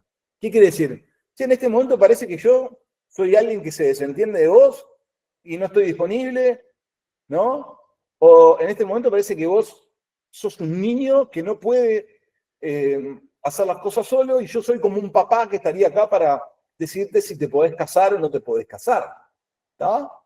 Se la vincula después de poner la vida con una experiencia temprana, ¿no?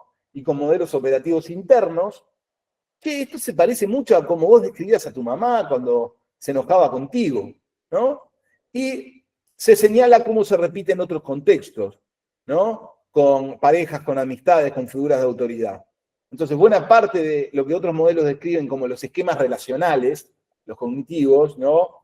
O en clave psicodinámica es en realidad la relación diádica del ser y el objeto, y se trabaja de esa manera. ¿Está? Es probable que si tú no tienes confianza, un paciente se te enoje cuando tú le interpretas transferencia. Así que primero es confianza, ¿no? Mucha confianza. ¿Está? Pero después está la experiencia de las separaciones y lo que se denomina en psicoterapia experiencia emocional correctiva y la elaboración. El insight puede ayudar a recalibrar, pero el cambio estructural requiere de tiempo y en general de la experiencia emocional correctiva. ¿Qué significa? Que el conflicto se reactive, pero que el desenlace en la situación terapéutica sea diferente a la infancia. En la dependencia, esta dimensión se despliega especialmente en torno a las separaciones y los reencuentros terapéuticos. Al final de la sesión, ¿dejo abierta la puerta o la cierro? ¿Tenés otro paciente ahora, no? ¿Tenés hijos? ¿Oh? ¿Ok? Cada final de sesión, cada pausa semanal, cada interrupción planificada, ¿no? En distinto grado genera ansiedad y de pérdida, de abandono, que es propia del conflicto del paciente y es propia del déficit de la constancia de objeto.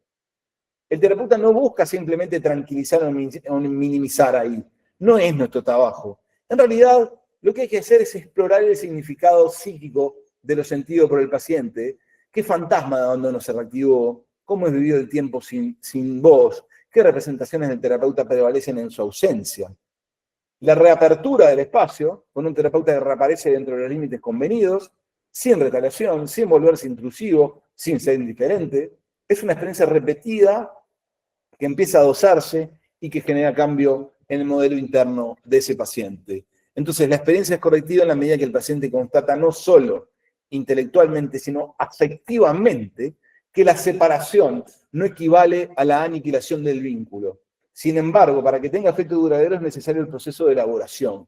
Volver, o de perlaboración, dirían, ¿no? Durchdaten, decía Freud, volver una y otra vez sobre esta experiencia, examinarla de distintas maneras, hasta que un día, así como el día que un niño camina, que uno dice, caminó al año, no, en realidad, primero sostuvo la cabeza, después gateó, ¿no? Entonces un día el paciente no nos necesita, ¿no? Y ahí así fortalecemos funciones yoicas, de tolerancia a frustración, de poder diferir, aportamos prueba de realidad, hacemos que desarrollen control de impulsos, ¿no? Y empiezan a entender que no toda señal de humo anticipa un incendio devastador. Y por último, estoy cerrando y vengo bien de hora para que charlemos 20, lo que uno va a tratar es que desarrolle la función reflexiva o la capacidad para mentalizar, ¿está? Entonces, ¿por qué esto? Bueno, porque está demostrado que el desarrollo de la función reflexiva, ¿está? Genera la mejor regulación de la activación del sistema de apego, ¿está? Tienen curvas contrapuestas. Y así como la hiperactivación genera poca función reflexiva, la capacidad de mayor función reflexiva genera que el problema del apego se regule y se autorregule en el sujeto. ¿Tá? Entonces, ¿de qué manera se hace esto? ¿Tá? Esto se hace con una postura terapéutica que es la postura de la terapia basada en la mentalización. Yo les aconsejo que esto lo tengan como una referencia muy importante porque es la estructura más clara de la terapia de apoyo que yo he escuchado. La terapia basada en la mentalización tiene base psicoanalítica, Winnicott, Bion, y está desarrollada por Fona y Bateman, y ha mostrado que puede ser desarrollada, que es transteórica y es transdiagnóstica la técnica. ¿Tá? Entonces, en términos prácticos, ¿qué implica? Primero que somos curiosos. Yo les dije, tenemos que apostar a la discriminación yo-no yo, y a la capacidad reflexiva. Entonces, adoptamos una postura de curiosidad genuina, porque no sabemos lo que el otro tiene en mente. No me acuerdo quién fue que me preguntó, creo que fue Solán, yo me acuerdo. Che, ¿lo hice bien? ¿Estoy bien? ¿No? Y me dijo, no. Oh, bien. Entonces, ¿cómo es? ¿Está? Humildad. Evitamos la posición de omnisciencia, de saber, respecto a la mente del paciente. Se vuelve, además de la curiosidad genuina, la empatía, pero no pasado de empatía, porque en otros pacientes, si vos les decís, oh, ¿no? En ese momento está favoreciendo la dependencia. ¿Entienden? Entonces, soy empático para ponerme en tu lugar, entiendo que la estás pasando mal, pero te paso los pañuelitos y trato de que salgas de ese lugar. ¿Tá? Y vuelvo sistemáticamente, cuando hay un suceso interpersonal de sufrimiento, vuelvo al momento de ese suceso y a qué determinó la activación. Por ejemplo, un mensaje no respondido, un cambio de planes. ¿Qué pensaste? ¿Qué sentiste? ¿Qué supusiste que él pensaba y sentía? ¿Qué alternativas podrían haber a esto que pensaste y sentiste? Y entonces señalamos los momentos en que el paciente pasa de tener una emoción o un pensamiento a tratarlo como la realidad. favoreciendo así distancia reflexiva. Y esto conviene hacerlo en el momento que te lo trae y con los recientes, porque él tiene recuerdo emocional. Con el de hace 2 años sirve menos. ¿Está? Entonces este trabajo va aumentando gradualmente la capacidad del paciente para representar la mente del otro como algo más complejo, más opaco, y no como una proyección de sus temores, para diferenciar entre modelos internos y conductas concretas, para autorregularse, ¿no? Contribuye a desplazar al paciente de lo más rígido e inflexible, desde el rojo, ¿no? Hacia una posición donde la necesidad del apego está presente, pero puede ser gestionada de forma más flexible y menos autodestructiva. ¿Está? Entonces, para concluir, en conjunto, el encuadre, la psicoeducación orientada al yo observador, en análisis de relaciones objetales, en transferencia, la experiencia emocional correctiva, el fortalecimiento de la mentalización, convergen en un objetivo clínico común, que es favorecer una organización de la personalidad capaz de sostener la dialéctica entre dependencia y autonomía. De modo que el sujeto puede estar vinculado sin renunciar a su individuación. Yo ahora, por ejemplo, sé que mi esposa está trabajando y estuvimos toda la semana trabajando y hoy es viernes tengo que verla, y es normal, ¿no? Y puedo soportar la soledad sin vivirla como evidencia de que el vínculo ha dejado de existir. El detector de humo, entonces, puede ser recalibrado, no es un destino, eso es importante comunicárselos, puede transformarse en una capacidad para depender de manera madura, interdependiente y flexible. Y ahí les dejo la biografía. 2 minutos. 2 minutos atrás. Bueno. Si les parece, abrimos en estos 15, 20 minutos, abrimos micrófono y charlamos de lo que sea, de lo que piensen.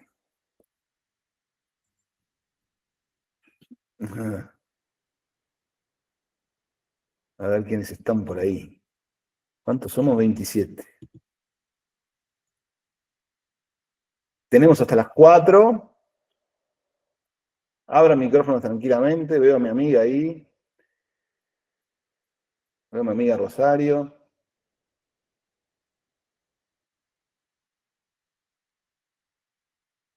Nada. No aparece nada. Yo lo hice realmente por un cuestionamiento clínico. Me puse a estudiar. Flavia, adelante, Flavia. No, termina la idea si querés, Nico, y eso es Te decía, en realidad fue la impotencia clínica la que me hizo volver a revisar a mí. Es decir, y darme cuenta que es muy frecuente, no frecuente, que es transversal a muchos pacientes, ¿viste? Uh-huh.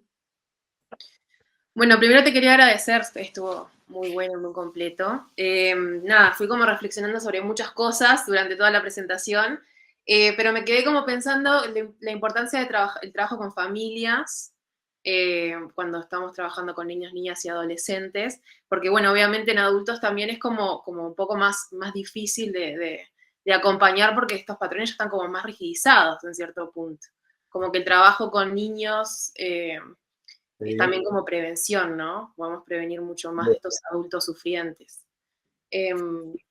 Y bueno, nada, y me quedé pensando también en esto de cómo muchas veces el apego de los niños se ve como claramente en la forma de relacionarse de sus adultos, sus cuidadores, ¿no? Que muchas veces el factor está ahí, en el trabajo con ellos, y no tanto como el apuntalamiento a los más chiquitos.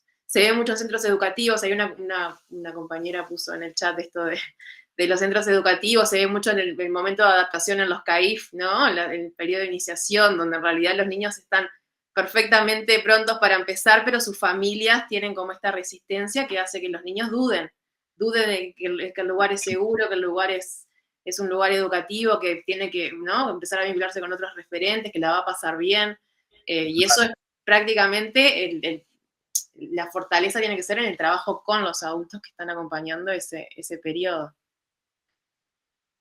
Así que Buenísimo. bueno, nada, quería compartir un poco lo que fui pensando a medida que te iba escuchando. Gracias, Flavia. Sí, sí, definitivamente la ventana de oportunidad de la infancia y la adolescencia es fundamental, ¿no? Además está escrita la transmisión intergeneracional, como vos decís. ¿Sí?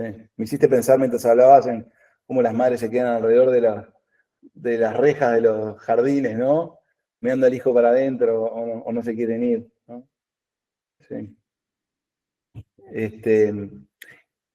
A pesar de que es más rígido, como vos decís, en los adultos, también es posible de que cambie, ¿no?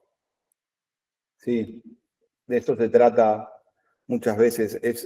Digamos, yo tengo la impresión de que un resto queda siempre, pero que sí, que es posible que cambie radicalmente, ¿no?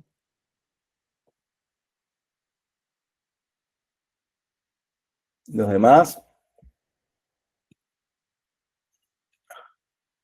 que me cuesta verlos porque no, claro, tienen las cámaras cerradas. No sé dónde se ve. Ah, ya sé. Acá, ajustar la vista. Acá. Ahí, mucho mejor. Ahí va. ¿Alguien más? Compartan experiencias. Soledad, ahí que prendiste la cámara, están con ganas de...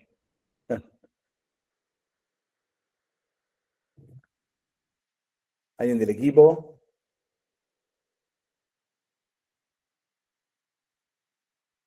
Cuando uno empieza a mirar padres, como vos decís, padres y niños, y empieza a analizar la forma de vincularse, es gracias Laura, es vuelvo a decirte, una niña, muchos años atrás, así que puede contarse una niña que nada, un clásico, no se podía separar para entrar, ¿no? Y, y, y adentro el juego era medio una pelea entre madre e hija, que de espaldas a la mamá o la madre de espaldas a ella, ¿no? Y la madre siempre queriendo salirse del consultorio hasta que yo dije, no, un tiempo vamos a estar juntos porque, ¿no?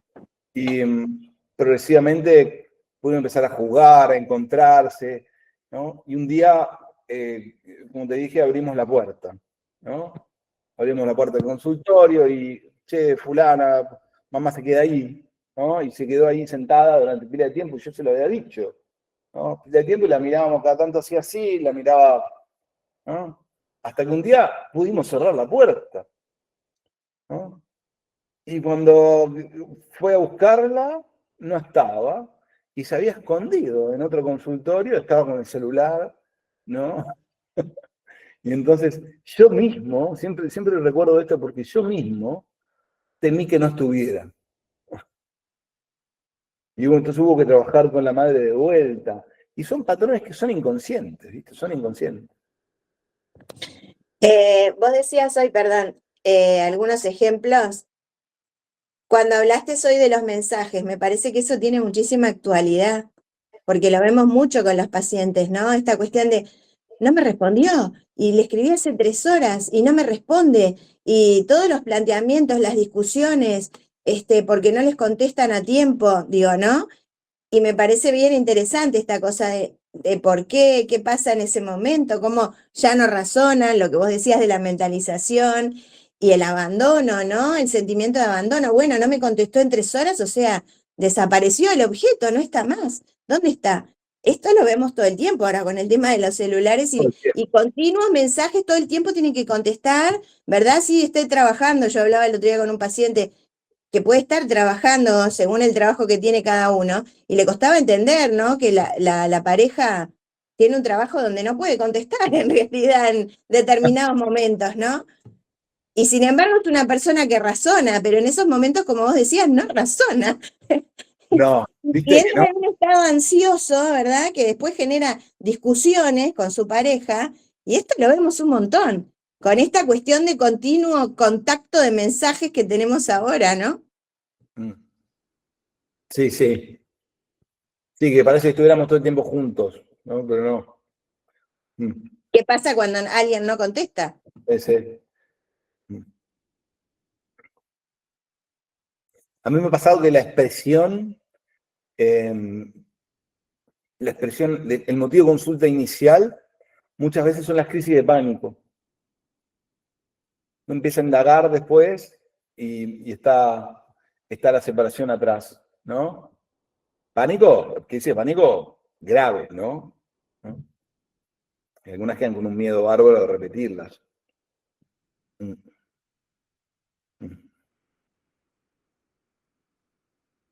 Ahí la veo a Pilar que abrió la cámara. ¿Tiene ganas de hablar a colega o no? No.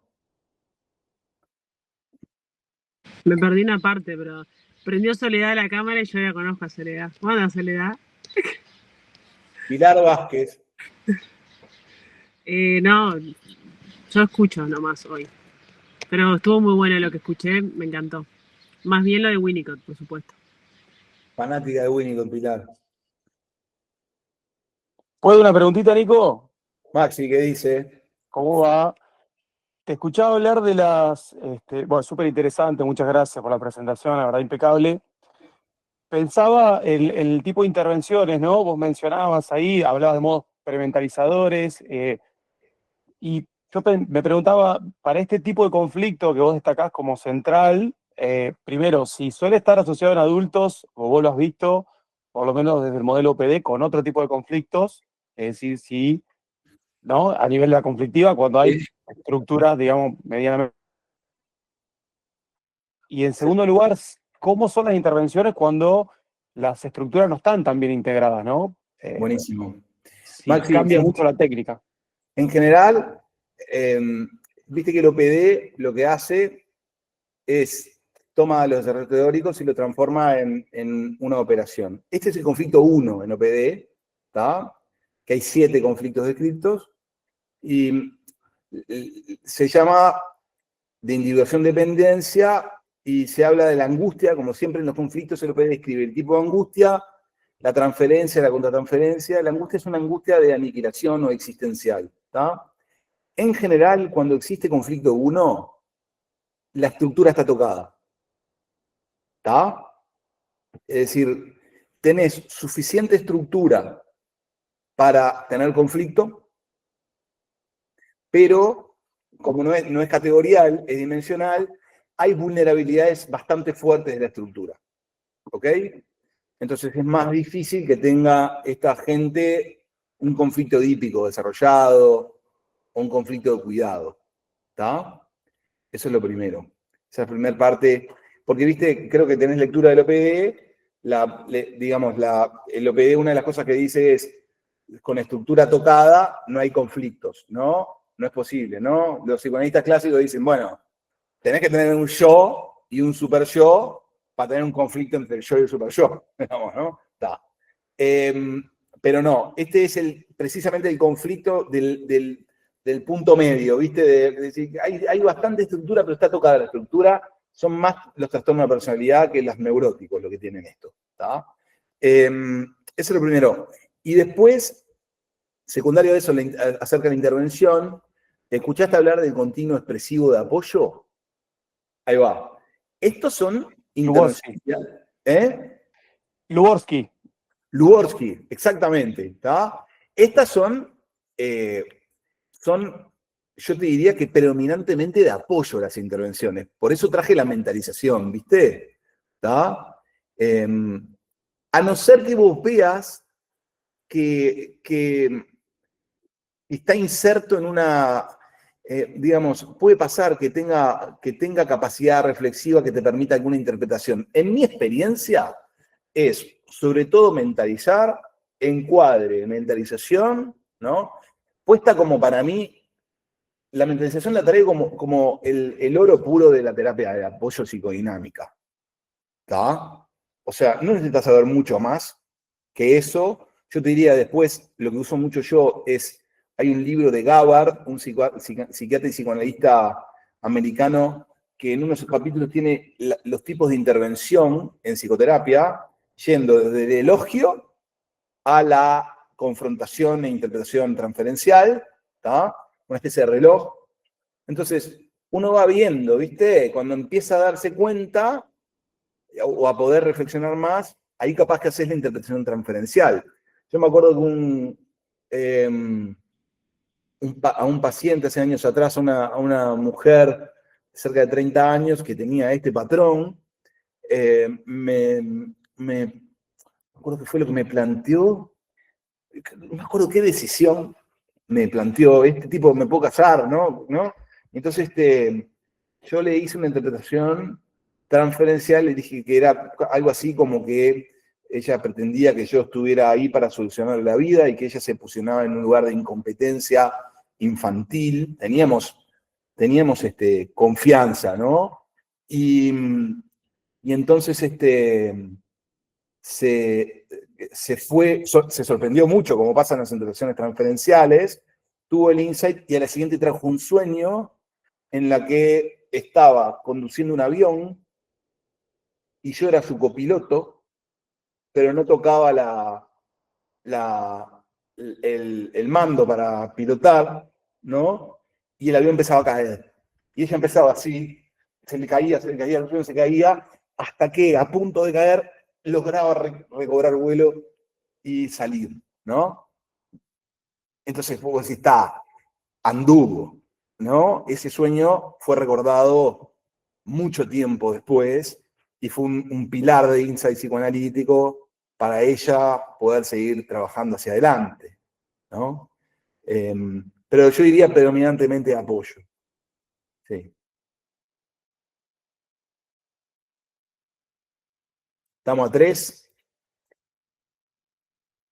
Aprovecho, chicos y chicas, a pasarles un aviso, ¿tá? El viernes de la semana que viene, en este horario, en Facultad de Psicología, ¿tá?